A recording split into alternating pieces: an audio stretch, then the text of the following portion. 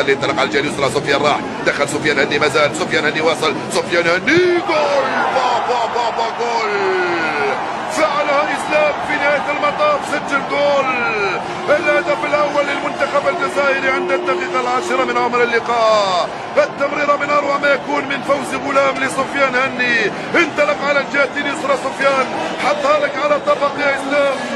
جول من اروع ما يكون من سفيان لاسلام، جول امام السنغال في الدقيقه العاشره من انطلاقه هذه المباراه. يا سلام، بالمليمتر حطها لك، بالسنتيمتر حطها لك في رجلك اليمنى. اسلام سليماني امام شباك تقريبا فارغه حطها جول ليس هناك وضع تسلل، الكره خطيره المنتخب السنغالي. عيسى مندي التسديده جول. هل انت حارس كره يد يا مليك يا عسلة؟ التسديده من قبل اللاعب بابا كولي ديوب يعدل النتيجه عند الدقيقه 43 من عمر المباراه.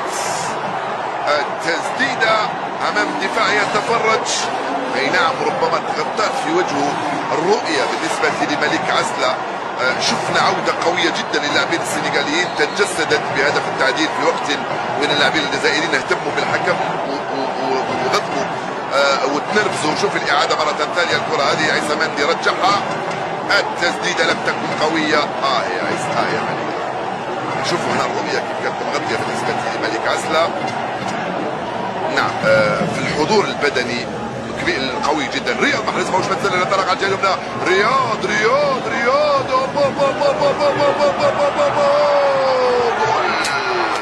جول سيد الحكم، جول للمنتخب الجزائري من اسلام. كمن ترى يا رياض، حتى لاسلام سليماني بصدره ثم سدد جول.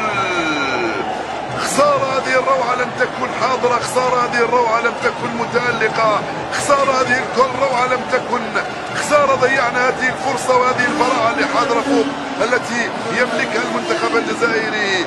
كرة رياض في اتجاه اسلام، بابا الكرة دخلت. ضيعتم علينا وعلى انفسكم فرصة التتويج بهذا الجيل الذي يملك قدرات كبيرة، لكن تبقى اولادنا على كل حال. نزيدوا نشجعوكم دوما لانها الرياضة ولها احكامها التي تحترموها. نعم تبقى اولادنا ونزيدوا نشجعوكم، وهذا منتخبنا وليس لدينا منتخب اخر. كرة سنغالية صعبة. جول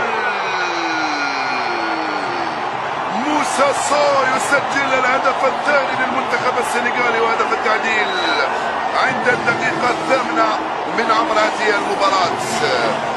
خلل في الدفاع مرة أخرى، موسى سو يأتي من بعيد ويعدل النتيجة. 2-2 صارت النتيجة. 4 أهداف شفناها في هذه المباراة. سو بقوة. أعطونا الإعادة لأنه لم نفرح كثيرا بالهدف الثاني.